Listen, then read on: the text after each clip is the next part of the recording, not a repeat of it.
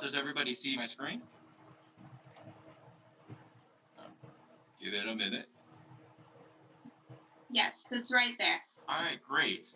So I titled this "An Architect's Journey: The Chang Story." So my name is Michael Chang, and um, I'm gonna say this. I've always wanted to be an architect ever since I was a little kid. Um, Most people didn't even know what an architect is when started. When an architect came in and said, "Hey, this is what I did." So an architect, right? Um, at the base, I see myself as a problem solver. Like when I see a problem, I just want to solve it.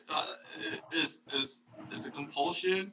I want to do it, and that's why architecture was great for me because I love to do that kind of stuff, and I love making sure that great buildings. So some of the images that you see here are our office did the tallest tower here in LA, west is the Mississippi River, which is the large river cutting half of America. So that's the tallest tower for the next few years.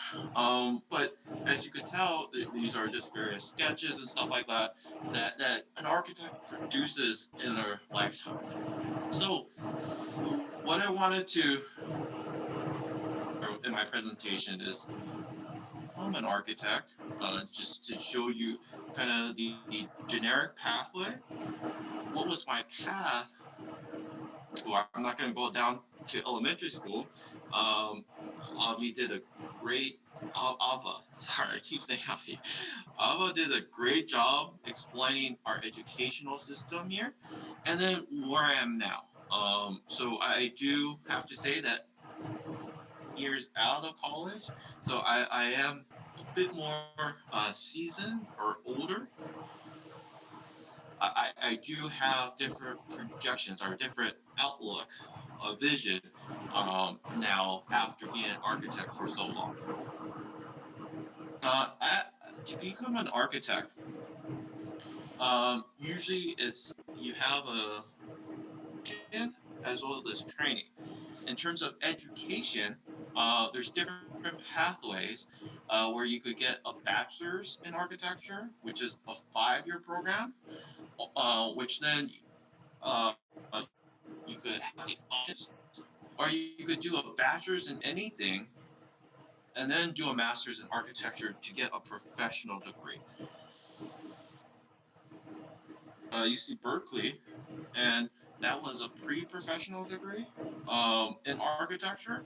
So I had to do more training in the back end. But in your case, right, if you guys do elect to go to a community college, you would go to a community college, then transfer to another school, and some local universities in this region that I'm in, I practice, is Cal Poly Pomona, is Abysmal, which does a lot of foreign exchange students. SciArc, Otis.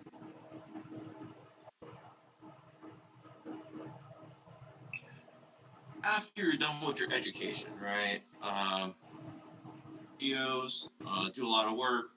Yeah, then you have to work a little bit to get the experience, um, so that you could take your test. So that experience is the AXP, the architecture experience path, I believe, is what is abbreviated for. And after you're able to do your kind of like internships and stuff like that, your work experience, then you're able to kind of take your exams.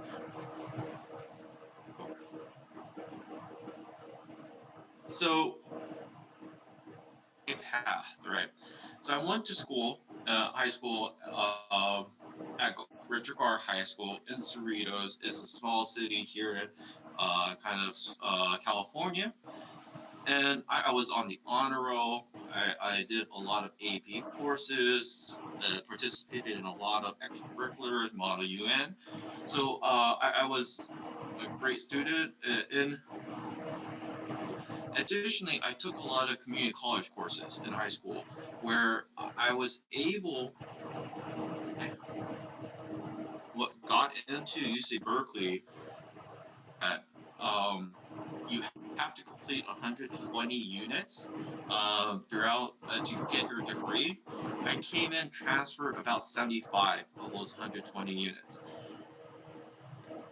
Because of that, most of my 4 years was spent really focusing on my degree, really kind of focusing on those core classwork.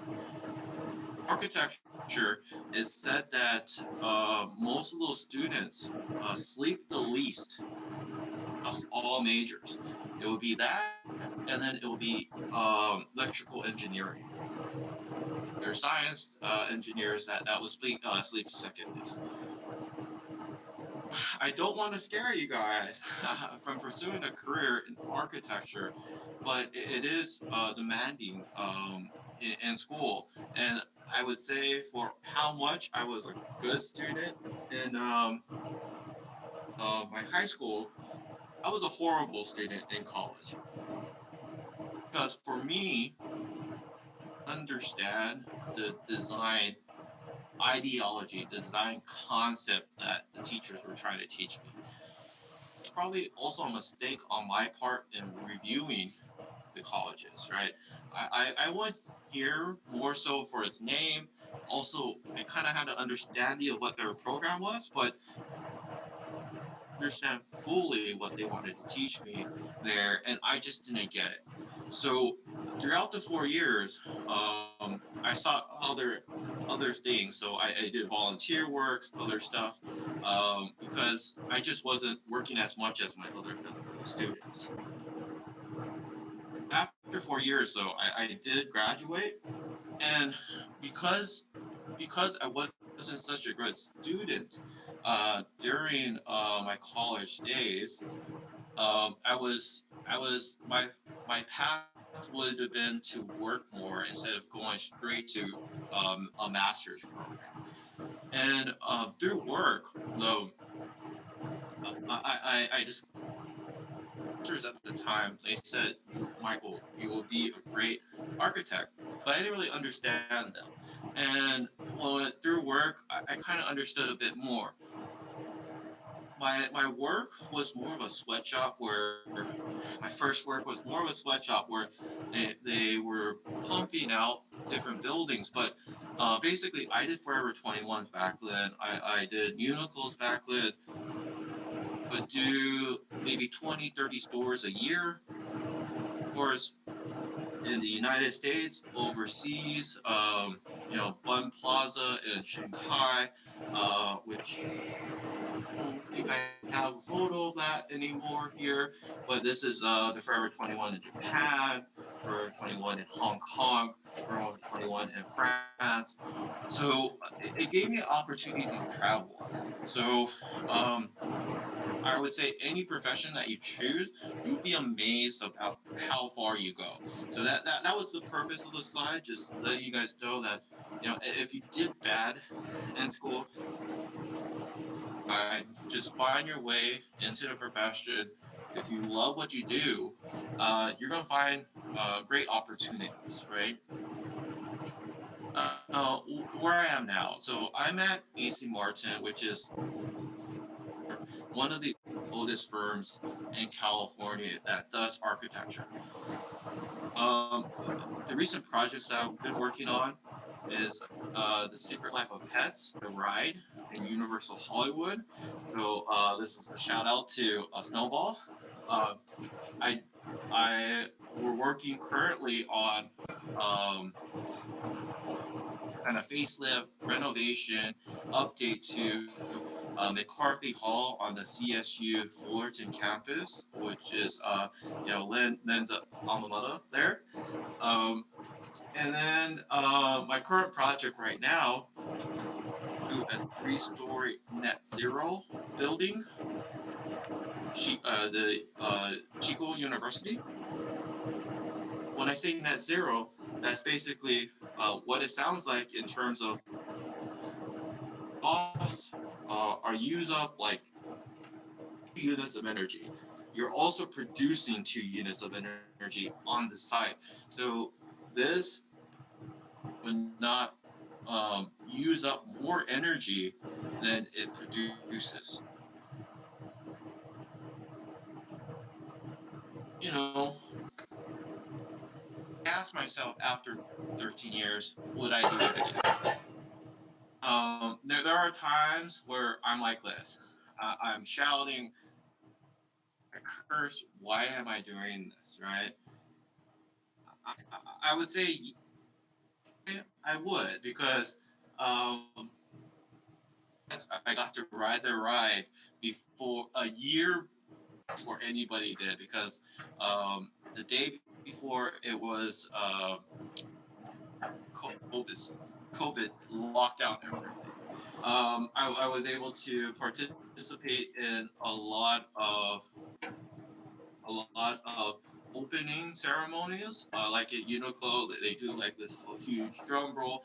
It's always great to see your work complete. So where do I go from here after participating, after being in architecture for so long? I know that you guys are students. I understand that you guys are like this is probably 20 years from where you would be right now. But I go back to what I was doing. I'm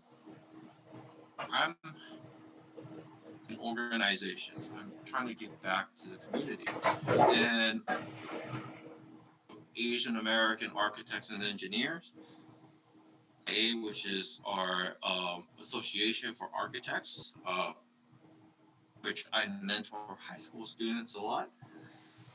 Getting a lot of certifications done too.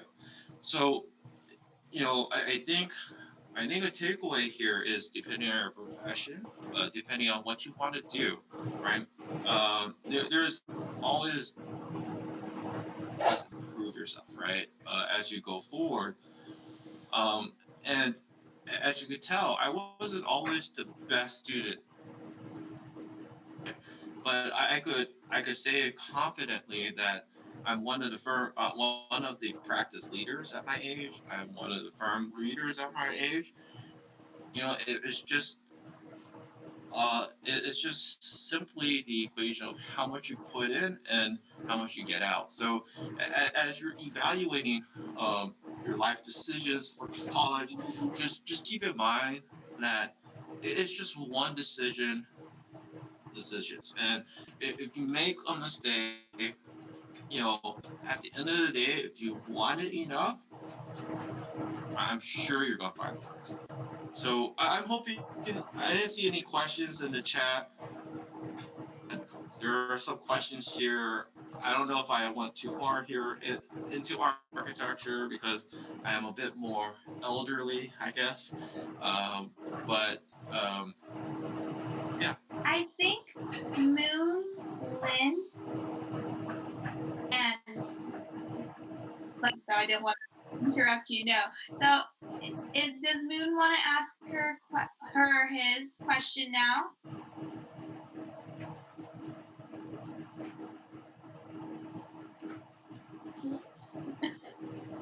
If not, And like I said, I studied English, which is obviously your second language.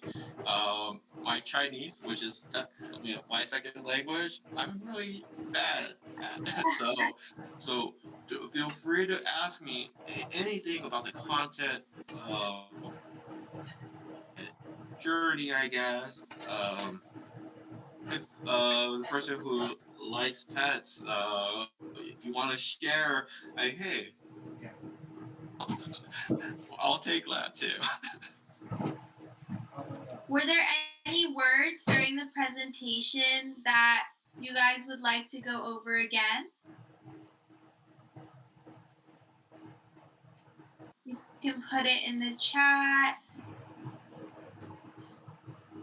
Actually, just put it in the chat would probably be best, and then we can call on you guys, and you guys can practice your English out your question to Michael or me.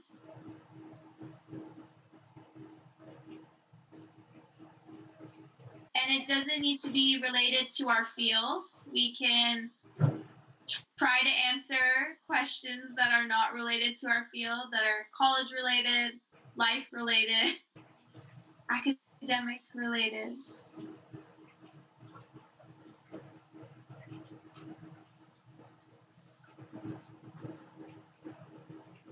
Mhm.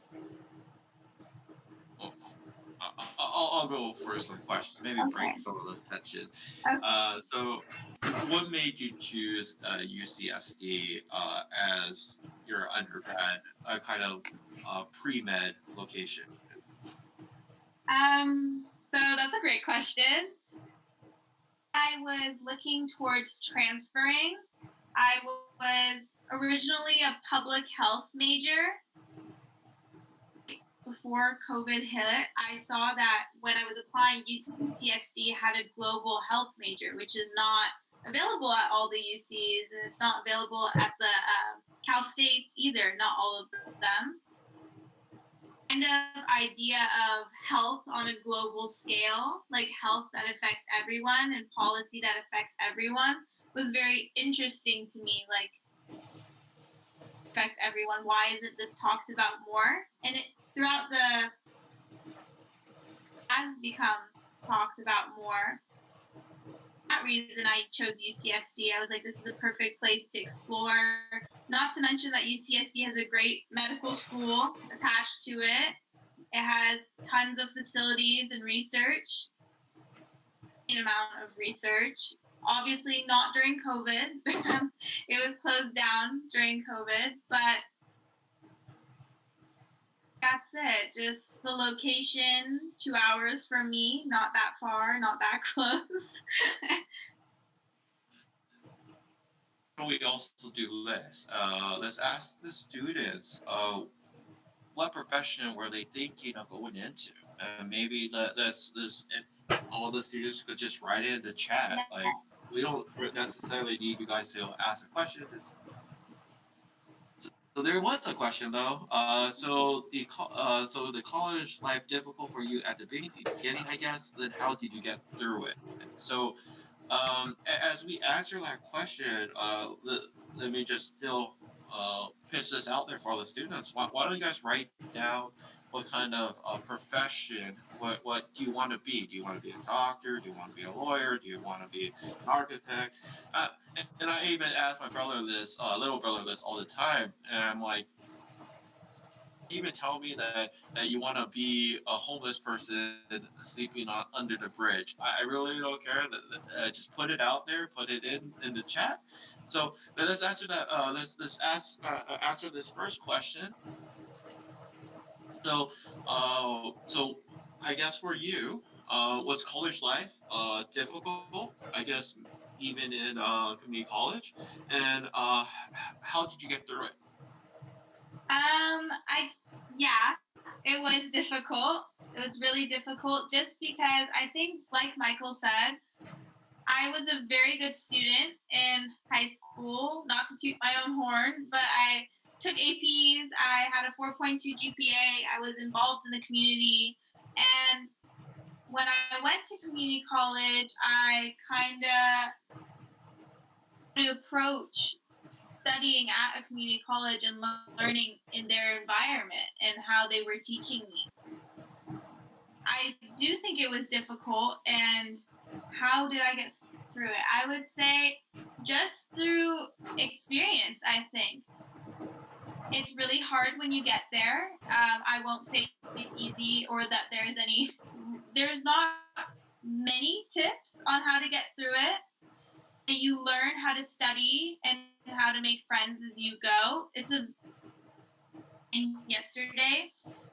College is a learning experience not only in academics, but on how to interact with others who are vastly different from you in background or where they came from. So I would say, like, how to get through it is to just keep going. Don't stop. Don't be panicked. Happened to everyone. This nervousness, this difficulty in the beginning, but like everything else, after you get over that, I think college is amazing. So I guess I'll ask for this too. So was college difficult at the beginning? I guess. Actually, college was very easy in the beginning, the first 2 or 3 months. Halfway through the first semester, I don't think I studied at all. I got straight A's. I think my essay was the example of the course for me. Basically, what it told me is I don't need to study and I can still get the A's. And then when the finals came around, I ended up getting B's in the course. And I think arrogant, so that like let me explain arrogance. Like I I thought I was too big for UC Berkeley, and I was quickly kind of said base for me, I was a B student in college, and in architecture, that is actually pretty bad. I ended up with a 3.3 GPA overall, and when I was when I was deciding whether I could go to masters or not, I kind of said, well, for the programs I want to spend the money on, go at this point. But and then for the programs that I could get into, spend the money on. So that's why I want to work. And how I personally how I got through the tough times, because there were my senior year I was trying to get my structural engineering um, diplomas too. That because I didn't do math for 6 years after that. Once I started doing that, and they were doing differential equations and intervals, like I just didn't even know how to do that, and I asked myself, how did I even do this 6 years ago? So what I did was I sought help. Point I was old enough to understand I needed help, and I sought help. So that's one lesson that you could take from all this is there are a lot of resources for you to succeed. You just have to ask. You just have to kind of understand to yourself, know your limitations, know how far you could go yourself, and then seek the help because there are places that can help you. So that's my advice there. And then this last question: will you succeed in this course? And I'm not too sure what question that is. With say your name. It says 20129. If you want, you can clarify out loud or in the chat, whichever one is easier.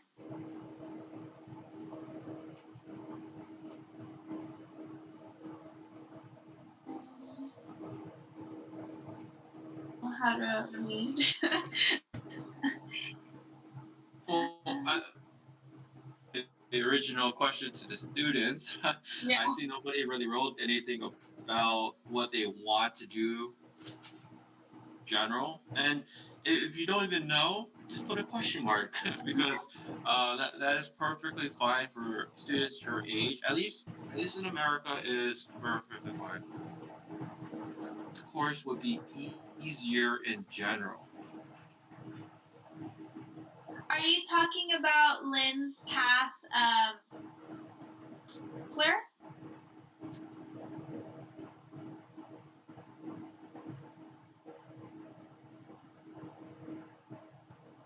Right. Um, I'll just go off of what I think you're asking. Um, Med compared to, I believe Lynn studied um, Something about social sciences area. I would say there are harder majors at college, if that's what you're asking. But I think that's very relative to what you're good at. Sure, that if I was trying to become an architect, I would not do well. That's not my strong suit. So I think it's just honestly based on what you enjoy. If you really enjoy English, if you're good at English, then you'll do well in your English classes. You'll learn how to do well. But for someone who's not into like the English major or not into the math major or an engineer, like be harder for you. But for someone that's very good at math, it might be really easy for them. I hope I answered your question. And I don't know, Michael, do you have any takes on that? No, but I agree with what you're saying, right? The most like activity that you like to do, I like to read. uh, yeah, I hate reading.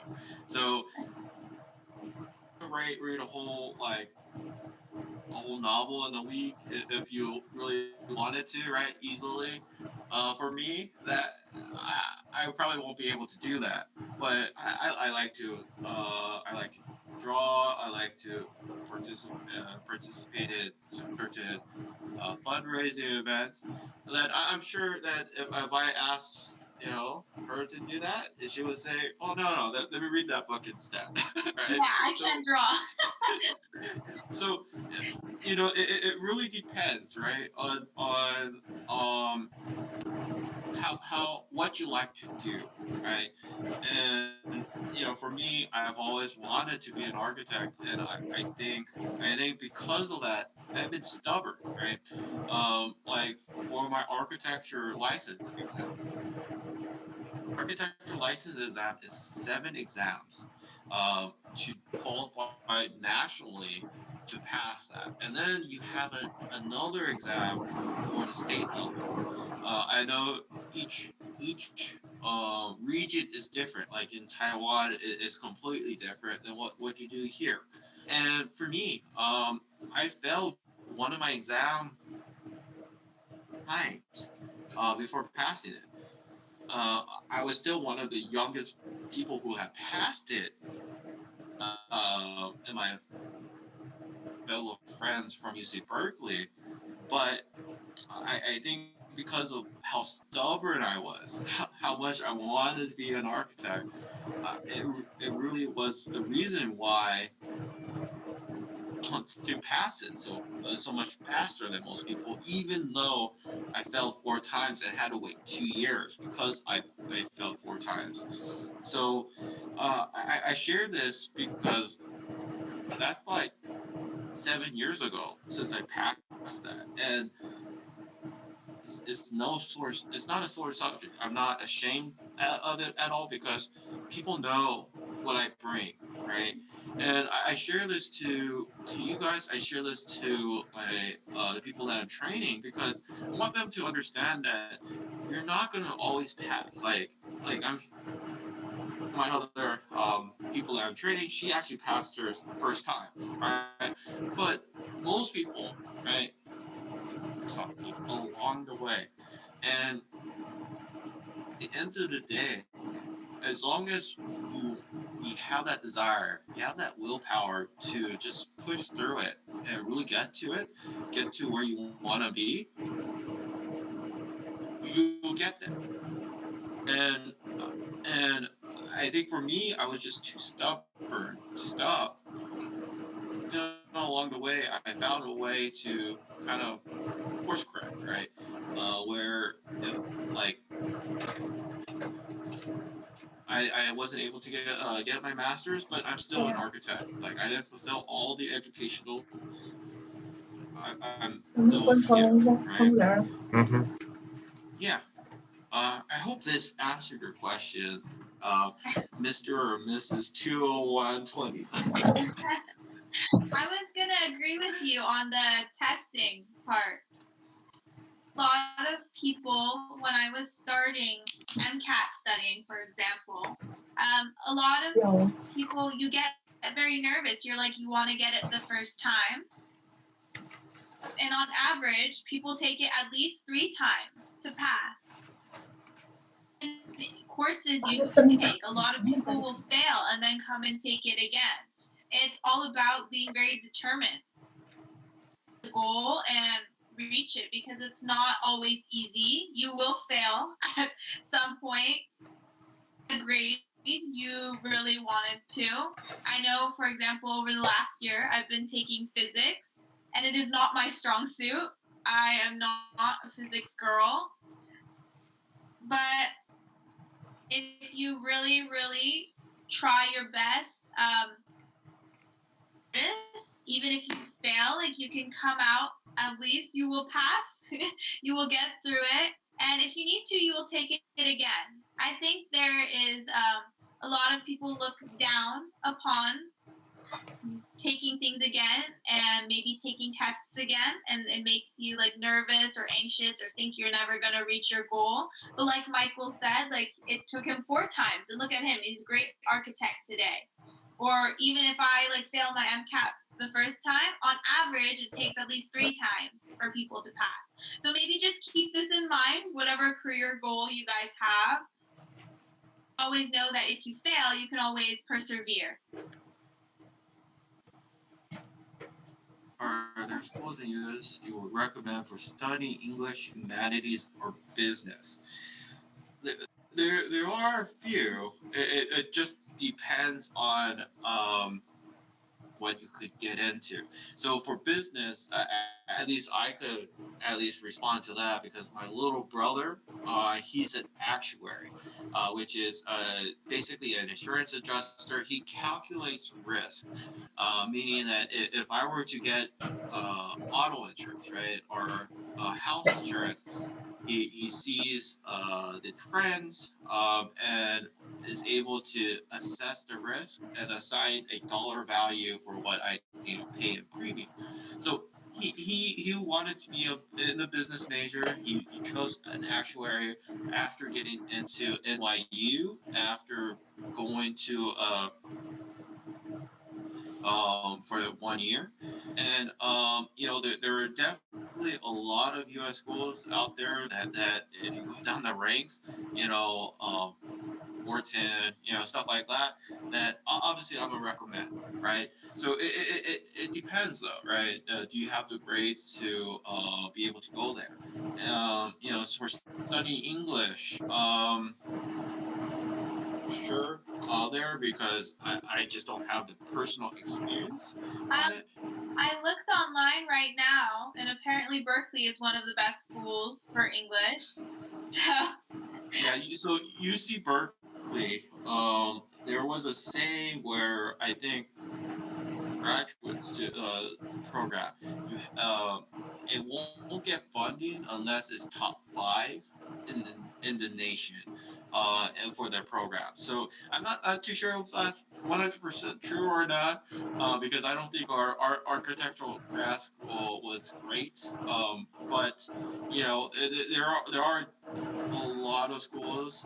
If you're looking for public schools, yeah, Berkeley's a great one. It is a UC system, so it does have benefits for people who reside and grew up in California, like me, where it's less in tuition. As a school for international students, I would say it's also really great. I did meet a few international students there as well, and some friends there as well. Yes, I guess for you, I guess my follow up question or my question to your question would be, what are you looking, right? And maybe we could help you with that from there. would you want to try to pronounce it? You Swan? Schwan? I'm so sorry if I said it wrong. Yeah.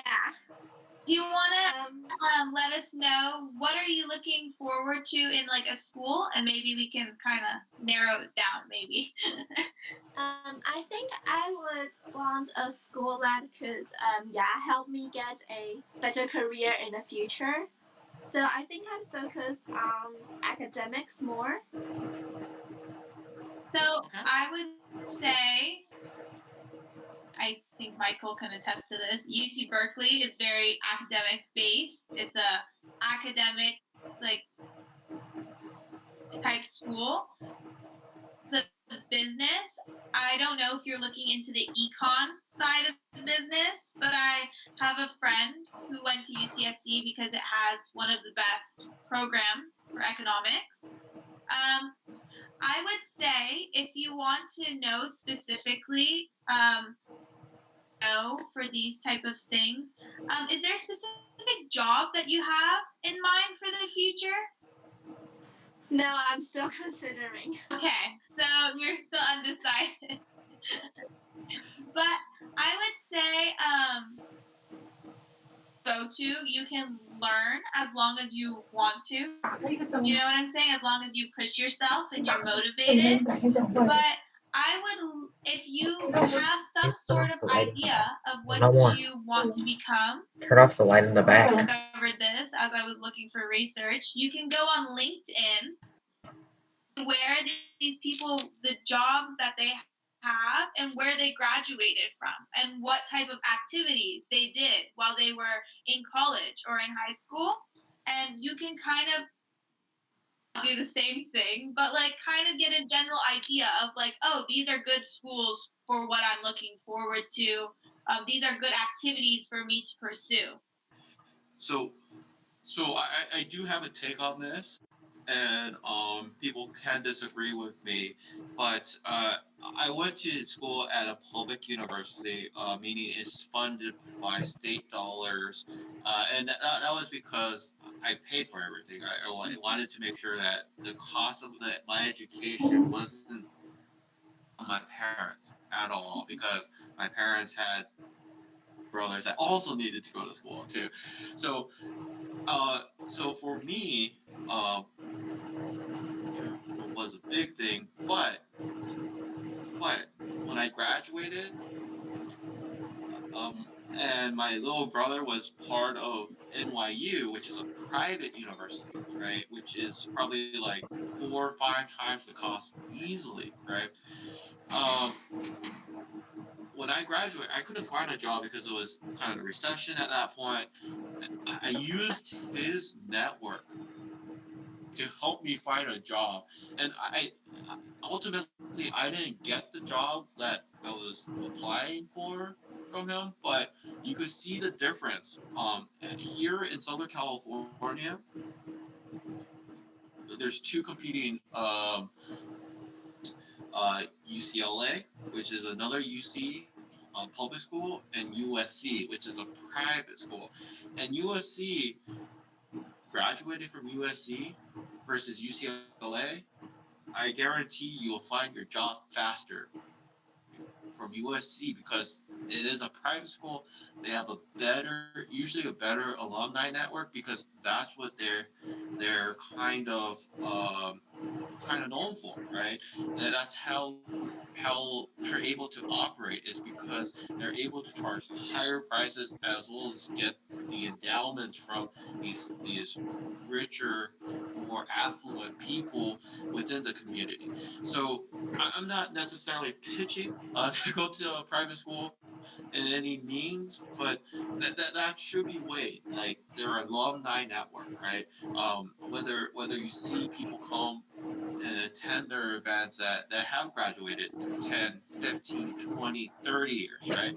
And I wouldn't sell Berkeley short in any means. Comparing against some private universities, yes, it is definitely a difference there. I don't know if that makes any sense there, but evaluate. Yeah, as you get into school a lot more, you realize that a lot of things are based on connections and the connections you make. And that's kind of why I emphasize talking to your professors and talking to your fellow students, because go into different activities, for example, like research. Someone who's older than you might have a research position, and then when they leave university, they can for that research position. And there's different things throughout university, throughout your life when you go to get jobs, and they follow this type of always make connections, I think, wherever you go, and just try to keep them. That's why I would recommend like LinkedIn, alumni networks that Michael was talking about, just to get your foot in the door, to get your name. These are things to think about. You don't need to start them now, but I would start them at least when you're like mid college, at least. Yeah, and know, like my little brother, my littlest brother went to a community college first because he didn't know what to do, and for me, I love that he did this because community college is we already said usually a lot cheaper, right, to attend, and usually most colleges they have general education credits, right, general education units that you have to take. Like as an architect, I had to take math, physics, English courses, um, our history courses, which I was able to test out of, but ultimately was a mistake, I think, in my eyes because I didn't get to enjoy those courses. But going to community college, you're taking those courses, right? And that allowed you an opportunity to understand, like, if I what do I do if I were to become an English major? What kind of opportunities there are? So I would say, it is still fine what your dream school would be. Try to find out what school gets you there. But if you need to enter into like a community college, right? For instance, you could utilize that time to research too as well. Okay, so I'm seeing there's no questions in the chat right now. So I was gonna say we can do a 10-minute break right now so everyone can go grab some water or something. So I believe it's 11:12 your guys' time. So if you guys can be back by 11:22, and when you guys come back, I would like you guys to put in the chat what Michael was suggesting earlier, maybe careers that you want to go into, any questions, and we're going to practice with you guys speaking out loud and reading your questions to us. So take the break and come back at 11:22, please.